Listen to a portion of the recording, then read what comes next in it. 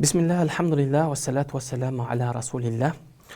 Сөзімді чексіз мейірімдүү жана ченемсиз ырайымдуу болгон Аллах Тааланын ысым менен баштагандан кийин аламдардын эси болгон Аллах Таалага чексиз мактоолорду айтып, андан кийин сүйүктүү пайгамбарыбызга жана пайгамбарыбыздын көз кубанычы болгон үй бүлөсүнө жана пайгамбарыбыздын сүйүктүү сахабаларына Аллахтын салам жана салаваттарын жолдогондон кийин сиздер менен буга чейин жаңы бир китептин бет ачары, чындыгында белгилүү бир устаз алымдарыбыздын бири, тагыраак айтканда анын калемине таандык болгон, тагыраак айтканда ал калем жазылган бул китептин сыясы, балким кургай элек ушунча жаңы бир китептин бет ачарын баштаган элек. Бул сабагыбызда пайгамбарыбыз саллаллаху алейхи вассаламдын адеп аклагы, кулк мүнөзү жөнүндө чогултулган 40 хадис топтому жөнүндө сөз кылганбыз. Ал эми ошол устазыбыздын өзү бул хадисти өзү жазган, андан кийин бул хадисти 40 топтолгон бул хадисти пайгамбарыбызга өзү ошол жазылган арналган 40 хадисти кайрадан өзү азыр шарктап бул хадисти шарк жазгандыгында Тавкул айтqi алал арбаин ният ар-рифqi деген ат койгондо ошол аталыш менен аталгандыгын айтып өткөн элек. Андан кийин бул китепте ар-рифq деген сөздү баса белгилеп кеткен. Себеби дегенде сиз менен бизде азыркы учурда ислам дини ушундай бир жаман, ар кандай бир жалалар менен, жаман сөздөр менен, балким ар кандай бир туура эмес багыттар менен курчалган, жаман көрсөткөн дин душмандар ар кандай бир абал кылып аткан, айлакерлик амал кылып аткан учурда сиз менен биздин чыныгы пайгамбарыбыз кандай пайгамбар болгон, чыныгы ислам дини кандай дин экендигин адамдарга толук туура жеткизүү максатында экстремизм, терроризм деген нерсе динге такыр тиешеси жок, таптакыр ал динден алыс нерсе экендиги чындыгында пайгамбарыбыздын чыныгы пайгамбарлыгы жөнүндө пайгамбарыбыздын кулк мүнөз адеп аклагын элесин чагылдыргысы келген максатта жазылган китеп. Мына ошондуктан дагы бул устазыбыз бул китептин башынан аягына чейин пайгамбарыбыздын адеп аклак кулк мүнөзүнө токтолгон. Мына ушул китепте ар-рифq ушундай жумшактык жөнүндөгү, кичипейилдик жөнүндө көп камтылган, ушул нерсеге басым жасалган. Мына ошондуктан дагы бул сөзүнө улай эле өткөндө биз сиз менен токтогон жерде وصف الله تعالى برأفة والرحمة وكان النبي صلى الله عليه وسلم رقيق القلب رؤوفا رحيما وشفيقا деп айтат. Пайгамбарыбыз чындыгында Аллах Таала тарабынан ушундай бир сыпатталган пайгамбар саллаллаху Аллах Таала لقد جاءكم رسول من أنفسكم عزيز عليكم ما عنتم حريص عليكم بالمؤمنين رؤوف رحيم деп сүрөттөгөн. Чындыгында өзүңүздөн болгон Аллах Таала силерге азиз болгон пайгамбарды чыгарды деди. Чындыгында ал ушунчалык силерге силердин мусулмандардын, силердин кызыкчылыгыңарды, силердин пайдаңарга ушунчалык ал кызыктар болгон пайгамбар Рауфур Рахим, чындыгында ал мээримдүү жана ырайымдуу боорукер деп Аллах Таала сүрөттөгөн дейт. Демек Аллах Таала биздин пайгамбарыбыздын жүрөгүн ушунчалык жумшак кылгандыгы, Рауфур Рахиман, мээримдүү, ырайымдуу кылгандыгында турат дейт. Ва кана наби саллаллаху алейхи ва саллям юхиббул ихсан. Чындыгында пайгамбарыбыз ар дайым ихсанды, жакшылык кылууну жакшы көрөт эле. Ва яду илейх, жана пайгамбар саллаллаху алейхи ва саллям ушул нерсеге чакырар эле. Ва ямилу би табихи иля тайсири ля та'сир. Чындыгында пайгамбар саллаллаху алейхи ва саллям дайым адамдарды жеңилдикке, жакшылыкка табияты имерилип турат эле. Оорчулуктан, кыйынчылыктан пайгамбарыбыз кайтарар эле дейт. Демек сиз менен биздин бул хадистерде ар-рифq деген сөз көп кайталангандыгы, улуу алымдардын, буга чейин өткөн алымдардын сөздөрүнөн алып келген. Ар-рифq дегенде ар-рифq бул ал-имам ал-аскариден риваят кылган бул хадисте ушундай сөзүндө ушинтип алып келет. Ар-рифq хувал юсру фил умур дейт. Ва сухулату фит тавассул илейх ва хилафу ал-унф дейт. Чындыгында ар-рифq бул жумшактык, бул кичипейилдик, бардык нерседе жеңил болуусу жана ага жетүүдө анын оңой болуусунда, жана анын тескериси демек катуулук, корс мүнөз ал адамдарга айтыла турган тиешелүү маселе дейт. Ошол эле кала ал-имам ал-кади ал-ияз, белгилүү алымдардын бир өткөн бири ал-ияз ушундай деп айткан дейт. Ар-рифqu вал-лутфу мубалагату фил бирри алал ахсанил вужух деп айтты дейт. Чындыгында ар-рифq вал-лутф жумшактык жана кичипейилдик бул жакшылыктын эң жеткен чокусу деп, эң жеткен бийиктиги деп айткан дейт. Чындыгында ал бардык нерседе жумшактыкты болуу. Анын тескериси зидду ва хува зиддул унф, катуулуктун, корстуктун, жүрөгү каралыктын бул тескериси деп айтты дейт. Ошондуктан дагы көптөгөн алымдардын бул жерде сөздөрүн алып келген. Андан кийин да ошол имам Ал-Манауидин сөзүн ар-рифқу лайнул жаниб ва лутф ал-ахду бил асхал ва хуснус сани'. Чындыгында рифк дегенде дайым жумшактыкка оогон, жумшактык тарапты, кичипейилдүүлүк тарапты, дайым жеңилдикти алган тарап. Ва хуснус сани' ар дайым жасаган амалдары ушундай бир чырайлуу, кооз, адамды суктандыра турган абалда болуусу деп айткан дейт. Демек, бул ар-рифк ал-хасил дейт. Устаз ушинтип сөзүн баштайт. Фал-хасил демек бунун натыйжасында эмне десе, ар-рифку хулукун мураккабун мин иддати ахлaqin самия ва хия натижату ат-тарвиз az-zati ala al-maani ar-raqiyah la yanba'u illa min al-qulub al-layyinati ar-raqiqa la yushriqu illa fi nufus al-hayyinati ash-shafiqa дейт. Чындыгында бул демек жумшактык, кичипейилдүүлүк деген нерсе ар түрдүү, ар тараптуу адеп ахлактан чогултулган, ар тараптуу адеп ахлактан бириккен адам баласынын ички дүйнөсү таза, ички дүйнөсү таза адамдарга гана орной турган ушундай бир кулк мүнөз, адеп ахлак деп айтты дейт. Ошол эле имам Газали, имам Газалидин ушинтип айткан: "И'лам анна ар-рифка махмудун юдаттуху ал-унф". Чындыгында бул кичипейилдүүлүк, жумшактык бул Аллах Таала тарабынан макталган нерсе. Анын каршысында турган катуулук, бул корс мамиле, бул жагымсыз нерсе дейт. Вахиддуху ал-унфу натижатул газаб вал фададати дейт. Демек, ал дайым катуулук бул адамга ушундай бир кулк мүнөз, адам дайым ачууланган кезде, адам бир нерсени жаман көрүп, жек көргөн кезде ушундай болот деп айткан. Демек, сиз менен биздин дайым Аллах Таала жакшылыкка, жумшактыкка, кичипейилдүүлүккө чакырган дин болгондуктан пайгамбар саллаллаху алейхи вассалам ушундай адеп ахлак менен кулк мүнөздөнгөн болчу дейт. Ошондуктан дагы Аллах Таала өзүнүн сөзү болгон Кур'ан-ы Каримде иннака ла ала хулукин азим, албетте сен улуу кулк, чырайлуу кулк мүнөз ээсисин деп пайгамбар саллаллаху алейхи вассалам бекеринен Аллах Таала өзү сүрөттөп айткан эмес. Бул аят Кудайдын кыяматка чейин окула турган, кыяматка чейин тилават кылынып кала турган аяттардан бири. Ал эми чындыгында ар-рифк дегенде демек قال الإمام سفيان الثوري رحمه الله.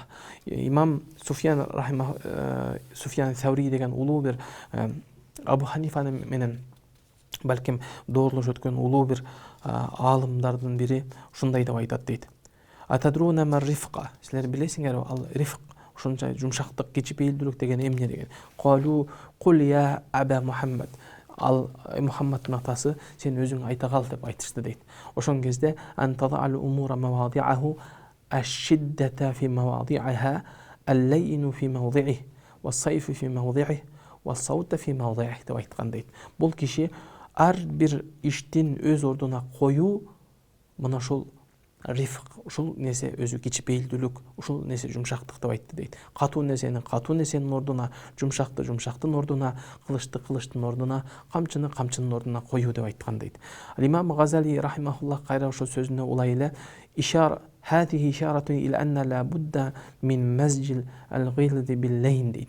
Демек, адам баласы бир отол эле кичипейилдик деле бир жолу башы жерге тийгенге чейин ийилчек болбогондугу дейт. Бул жерде ишарат кылган нерсе катууга катуу, жумшакка жумшак мамиледе болуу дейт. Мына ошондуктан ал-махмуду ла васату байнал унфи вал-лин, чындыгында адам баласына кулк мүнөзүндө ошо өтө катуулук менен, балким өтө жумшактыктын ортосунда болгон эң чырайлуу, эң мусулман адамга татыктуу макталган сыпат деп айтты дейт.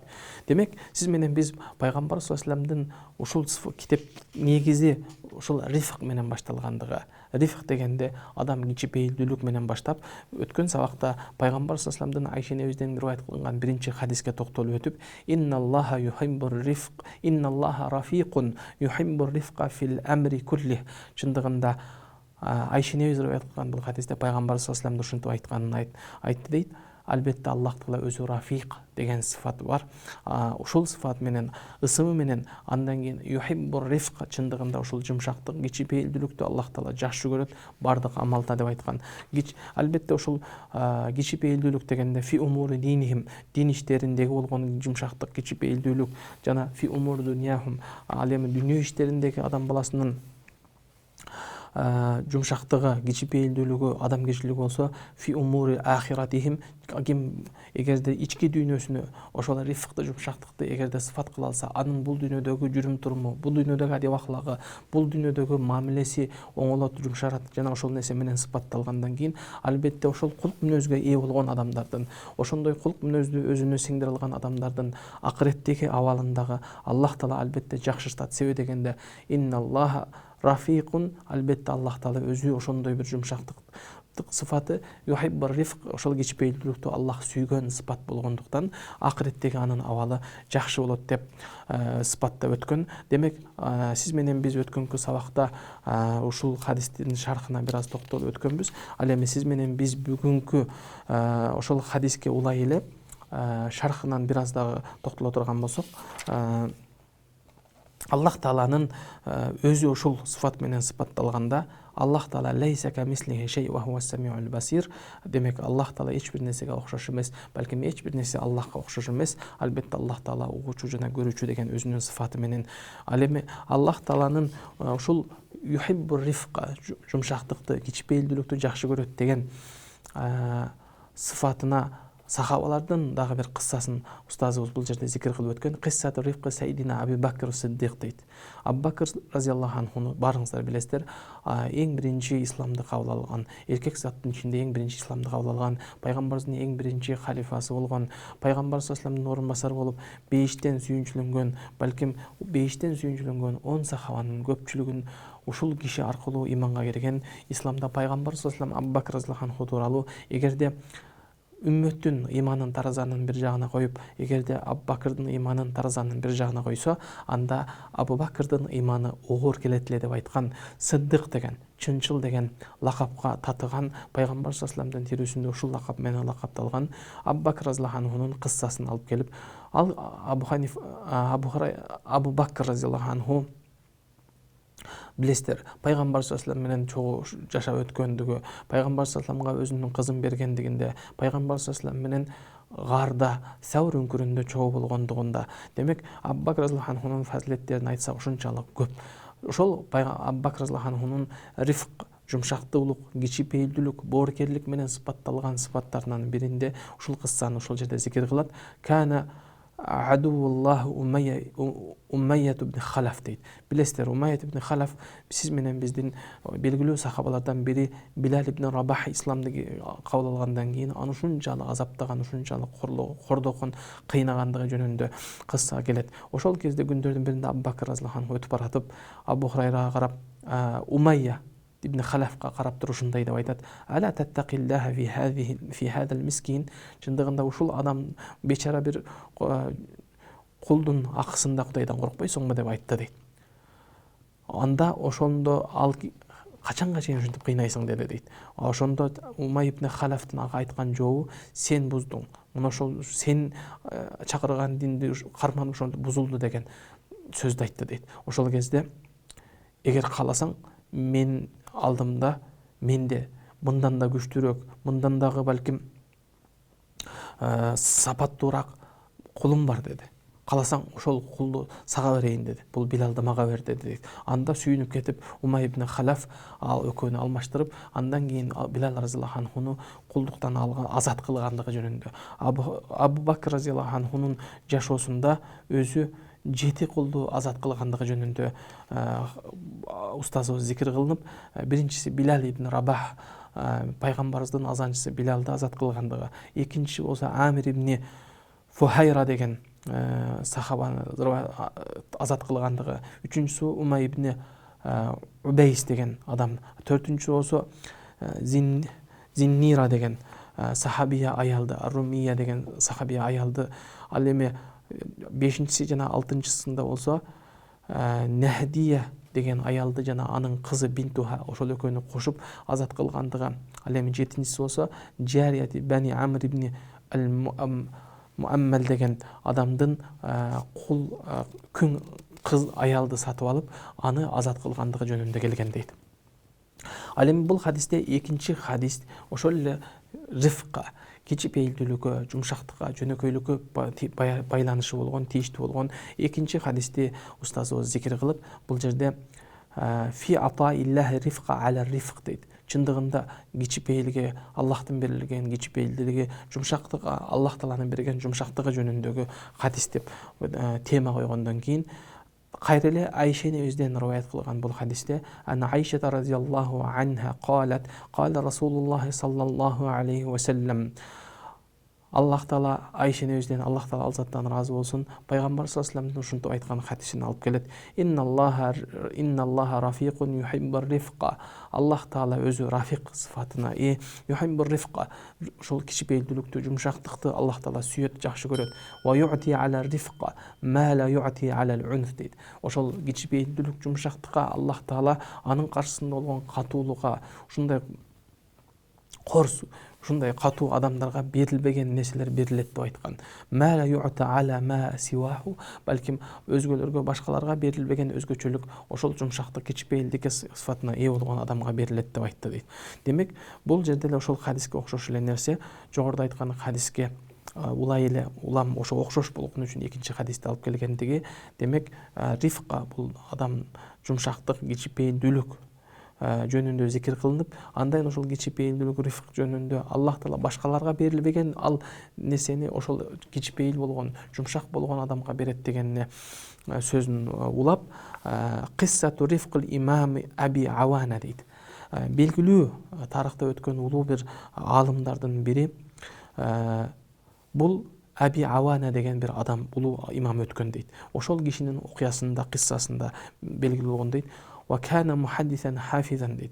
Сабтал худжа дейт. Чындыгында ал киши хадис илиминде ушунчалык жатка билген имам болгон дейт. Ал киши kana abdan li Yazid ibn Ata yashkuri дейт. Ал Yazid ibn Ata деген адамдын кулу болгон болчу дейт. Ошонун кол астында иштеген кулу болчу дейт. Андан кийин Аллах күндөрдүн биринде qad fawwada mawlahu ilayhi tijara дейт. Анын өзү кол астындагы кулду Yazid ibn Ата деген киши соодагерлик менен, тижара менен аны өкүл кылып башка бир соодагерлик менен бир тарапка жиберди эле дейт. Фажаат марраты саил дейт. Ошол күндөрдүн биринде ал ошол жоопкерчилик менен, ошол кепилдик менен ишке соодагерлик менен жөнөп бараткан кезде бир кайырчы келди дейт. Кайырчы келген кезде Qala a'tini dirhamayni fa inni anfa'uk deyт. Мага ошол 2 дирхам бер, балким сага пайдаң тийип калар деп айтты дейт. Fa ashfaqa alayhi al-imam wa rifqa fi hali wa raqqa fi halihi дейт. Чындыгында ал адам ушунчалык ал адамга боору органдыктан, ал адам ушунчалык бир кичипейлик кылгандыктан nawala dirhamayni ghayra muksibin bi alayhi. Wa ma kana min sa'ili illa waqad dara ala Ru'asa al-Basra yunadi fihim дейт.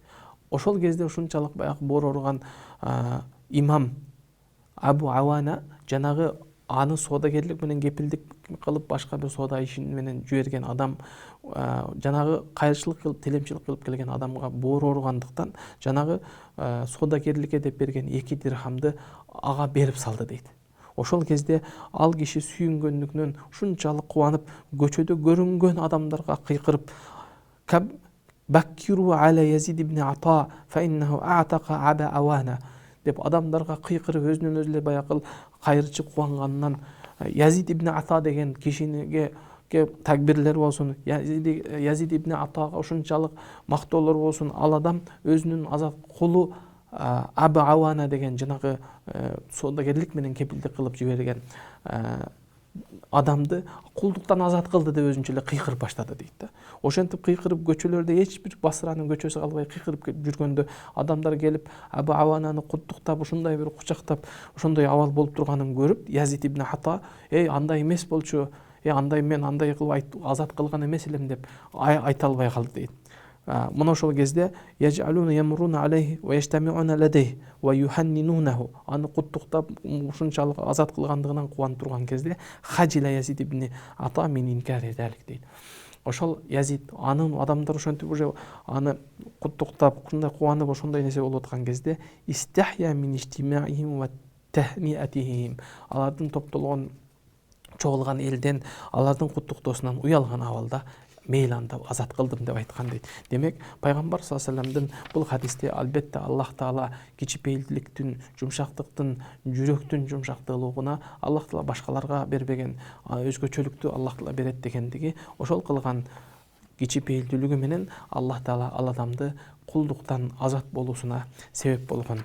Демек андан кийинки хадисти ала турган болсок, пайгамбарыбыз саллаллаху алейхи вассаламдын фи иъанатиллахи ар-рафиqa фи рифқихи деген үчүнчү хадисти устазыбыз ушундай улап: Ал-Халид ибн Ал-Ма'дан ан Аби Умамата радияллаху анху. Халид деген киши Абу Умамадан риваят кылган бул хадисте: Кала Расулуллахи саллаллаху алейхи ва саллам, пайгамбарыбыз саллаллаху алейхи ва салламдын Аллахнын элчиси ушундай деп айтканын уктум дейт. Инна Аллаха табарака ва таала рафиқун юхиббу рифқа ва ярда бихи ва юину алейхи ма ла юину алал унф дейт. Бул хадисте дагы мазмуну жогоруда айткан хадистер сыяктуу эле, албетте Аллах берекелүү, улуу зат болгон Аллах таала рафиқ сыфатына ээ. Ва юхиббу рифқа, албетте Аллах таала ошол кичипейилдүүлүктү, жумшактыкты Аллах таала сүйөт. Ва ярда бихи, Аллах таала ошол кичипейилдүүлүк менен сыпатталган, ошол кичипейилдүүлүктү өзүнө сиңдире алган адамдар менен Аллах таала Алладан разы болот. Ва юину алейх, Аллах таала ал адамга көмөк көрсөтөт, жардам берет. Ма ла юину алал унф, катуу, корс, ушундай бир кобол адамдарга кылынбаган жардамды Аллах таалага жардам кылып берет деп айтты дейт.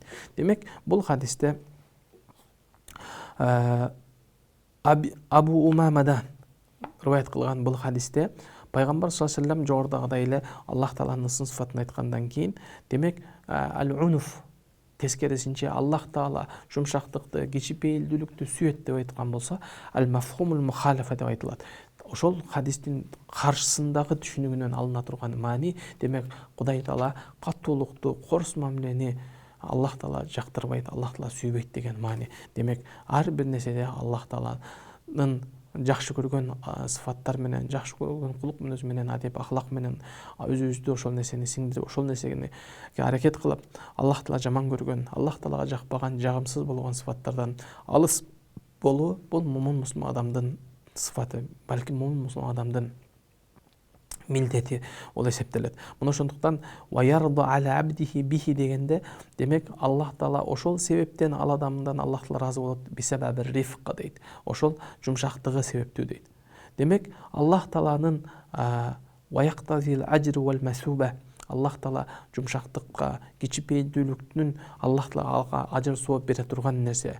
Ау яктафи бир рифқи хулуқан юсибу алейхи рафиқа сауабал азима. Чындыгында ошол жумшактык, кичипейилдүүлүк менен кулук мүнөзгө ээ болгон адамга Аллах тааланын улуу сооптору вада кылынгандыгы жетерлик деп айтты.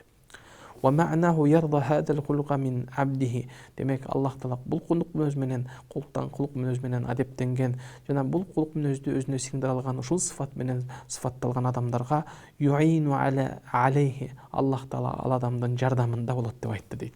Демек кичипейил адам дайым башка бирөөлөрдүн жардамында, башка бирөөнүн муктаждыгын кандырууда, балким башка бирөөнүн муктаждыгына жетүүгө ошол жардам бергендиктен Аллах таала ал адамдын жардамында болот дейт. Мына ошондуктан дагы пайгамбар саллаллаху алейхи вассалам өзүнүн башка бир хадистерде валлаху фи ауни абдихи ва ин канал абду фи ауни ахихи дейт. Пайгамбар саллаллаху алейхи вассалам албетте Аллах таала кайсы бир момун мусулмандын жардамында болот, эгер ал өзү бир момун мусулмандын жардамында болсо деп айтат. Демек Аллах тааланын жардамын, Алла жараткандын сиз менен бизге болгон жеңилдигин үмүт кылган адам Аллах тааланын макулукаттары менен, башка адамдар менен, кала берсе жаныбарлар менен дагы, табият менен дагы жумшак мамиледе болуу, сылык мамиледе болуу, бул ар бир адамдын өзүнө кылган жакшылыгы, өзүнө кылган жеңилдиги жана өзүнө кылган жумшактыгы болуп эсептелет. Ушул хадистин шархында устазыбыз киссату ражуллази ашфаqa ala imra'atin tasaddaqa alayha bimalil hajj деп бул жерде бир кыссаны келтириптир. Устазыбыз айтат, бир киши дейт, өзү ажылыкка кылам деп ажылыкка топтогон акчасы менен бирок бир аялды көрүп ушунчалык боору ооругандыктан, ушунчалык ал адамдын муктаждыгын көрүп туруп, ошол адамдын муктаждыгына ажыга барам деген акчасын сарптап жибергендиги жөнүндө бир окуяны, кыссаны алып келиптир.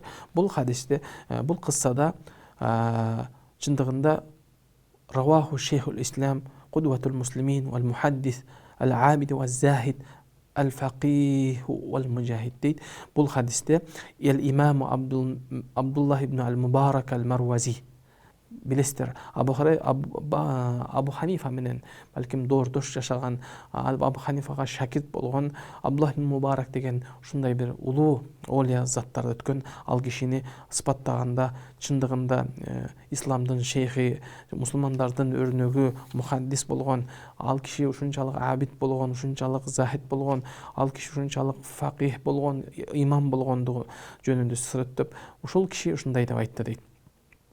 عن بعض المقدمين حبب إليه الحج أنه قال ورد الحاج في بعض السنين إلى بغداد فعزمت إلى الخروج معه إلى الحج فأخذت 500 دينار فخرجت إلى السوق لأشتري آلة الحج дейт. Чындыгында ушул киши жанагы жогоруда айткан киши жөнүндө бир жамааттын ичинде бирөө ажыга барам деп аттанып, андан кийин базарга кирип, ажылыкка тиешелүү керектүү куралдарын, ошол керектүү нерселерди, азыктарын алып аткан кезде дейт.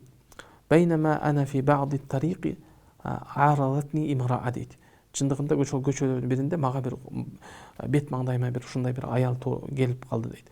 Факалат рахимакаллах ана имраатун шарифа валия банатун урах al-yawma rabi'a ma akalna shay'an деп айтты дейт. Ошол базардын ичинде бет маңдайына келип калган аял, Аллах Таала сени өз райымына алсын, мээримине алсын. Мен ушунчалык өзүм имраатун шарифа дегенде мен өзүм пайгамбарыбыздын урпактарынан болгон, мин али бейти Расулуллах саллаллаху алейхи ва саллям, пайгамбарыбыздын үй бүлөсүнөн болгон шарафаттуу аял, шарафаттуу аялмын. Валия банатун урат, чындыгында мен кыздарым бар, алар ушундай эч нерсеге жетинбеген абалда. Ал-yawm ar-rabi'a ma akalna shay'an, бүгүн 4-чү күн эч нерсе жеген жокпуз деп айтты дейт. Ваqa каламуха фи qalbi, чындыгында ошол сөз ушунчалык жүрөгүмө орнуп, жүрөгүмө оор tuttu дейт. Ва тарахтул 500 динар, жанагы чогулткан 500 алтындан жегилген тыйынды алдым дагы, андан кийин жанагы аялдын ошол этегине салдым дагы. Ва култу уди ила бейтике фастаини би хадиhi дананира ala вактик дедим дейт. Тез бул акчаны алгандагы өзүңдүн алтындай болгон кыздарыңа кажетиңди өтөп ошолорго бир нерсе сатып алып бергин. Фа хамидат фансарафат ونزع الله عز وجل من قلبي حلاوة الخروج في تلك السنة فخرج الناس وحجوا وعادوا дейт. Ал киши дейт, ошол кезде ушунчалык баягы ажыга баргысы келип, өзү ажылыктын ушунчалык бир кусалыгын, ажылыктын сагынычын эңсеп ошол базарга кирген адамды дейт, жанагыга бергенден кийин кандайдыр бир өзүнчө жеңилдик, ушундай бир жеңилдеп калдым дейт да. Бирок бул кыссаны риваят кылган бул кыссада дейт, мына устазыбыз шарттаганда ушул шартты айтып атат. Андан кийин ажылар амал кылып келишти дейт, ажылык амалдарын аткарып келишти дейт. Бирок ажылык амалдарын аткарып келгенден кийин факульту ахружу лиqai астиqai дейт. Анан ажыга кеткен өзүмдүн тааныштарымды, өзүмдүн досторумду зыярат кылганы, тосуп алганы чыктым дейт. Фахарajtu fa kullama laqitu sadiqan fa qultu lahu qabilallahu hajjak wa shakara sa'yak деп айттым дейт. Албетте Аллах Таала силердин ажылыгыңарды кабыл кылсын, ошол жака чейин кадам таштаган силердин кадамыңарды Кудай Таалам шүгүрлүү кылсын деп дуа кылып баштаганда wa anta qabilallahu hajjak wa shakara sa'yak дейт. Ар бир жолуккан ажыга барып келген жолдошум, курбум, мага сенин дагы ажылыгың кабыл болсун, сенин дагы кылган жакшылыгыңды Кудай Таалам кабыл кылсын деп ар бир ошондой жооп кайтарып баштады дейт. Факунту атахаджаб мин жавабихим. мен ажыга барбай калсам, мен бул жакта калсам, бул эмне деген нерсе деп узакка чейин өзүнчө ойго баттым дейт. فَلَمَّا طَالَ عَلَيَّ ذَلِكَ نِمْتُ لَيْلَ дейт. Ошол түнү андан кийин түшүмдө түш көрдүм дейт. فَرَأَيْتُ النَّبِيَّ صلى الله عليه وسلم في المنام. Ошол түнү мен түшүмдө пайгамбарыбыз саллаллаху алейхи вассалам кирди, пайгамбарыбыз түшүмдө пайгамбарыбызды көрдүм дейт. فَقَالَ لِيَ. Ошол кезде пайгамбар ушундай деп айтты: "Я фулан, لا تتعجب من تهنئة الناس لك بالحج." Эч качан сен ажылар сени ажылыгың кабыл болсун деп куттуктаган куттуктоосунан таң калбагын дейт. Себеби дегенде Аллах Таала сенин жүрөгүңдү толтурду. Аллах Таала сени ошол алсыз бендеге жардам бергениңден фасаалтуллаха, ал пайгамбардын урпагынан болгондуктан мен Аллахтан сурадым. Ва халака фи суратика малакан яхуджу анка кулла амин. فَإِنْ شِئْتَ حُجَّ فَإِنْ شِئْتَ لَا تَحُجَّ деп айтты дейт. Аллах Таала сенин сүрөтүңдө Аллах Таала бир периштени Аллах Таала жаратып, сенин атыңдан ар жылы ажылык кыла турган кылып койду дейт. Эми кааласаң ажылык кыл деп, кааласаң кылба деп айткан бул кыссаны айтып берген дейт. Ушул хадистин азыркы шаркында ушул жерде устазыбыз кана хаджун нафилата ва татавва дейт. Ал кишинин кылам деген ажылыгы фарыздан тышкаркы, фарыздык ажылыгын аткарып бүткөн адамдын окуясы, фарыз ажылыкты аткарып бүткөн адамдын кыссасы болчу деп айтат. Бул сөздү устазыбыздын баса белгилеп айткандыгы азыркы учурда дагы биз менен сиз менен замандаш жүргөн адамдар өзүнүн фарыз ажылыгын аткарбастан туруп, ошол ажылыкка камдаган, ажылыкка даярдаган акчасын балким көпүрө салганга, жол салганга же бир муктаждыкка жумшап койсо, ажылыктын сообу алынат экен деген ойдо калбаш үчүн ал адамдын кылам деген ажылыгы өзүнүн фарыз миллетин, фарыздыгын аткарып, андан кийин пайгамбарыбыздын хадистерде кимдин колунан келсе көп ажылык кылууга, умра кылууга кызыктырган, умра кылууга пайгамбарыбыз үндөгөн хадистерге амал кылуу максатында экинчи жолу, балким үчүнчү жолу ажыга барам деген кишинин абалы болчу дейт. Демек сиз менен биз азыркы учурда кээде умрага бараткан адамдарды башка бир сооп иштерди кылсаңар болбойбу, башка бир кайрымдуулук кылсаңар болбойбу, жетим жесирлерге жардам кылсаңар болбойбу, ажыга баргандын ордуна, умрага баргандын ордуна деген адамдарга жооп, демек сиңдир бирөөнүн фарыз ажылыгын аткарам деген адам үчүн биринчи фарызды аткарып, андан кийинки ажылыктын амалдардын ордуна балким ошондой кайрымдуулук, сооптуу амалдарды кылса болот.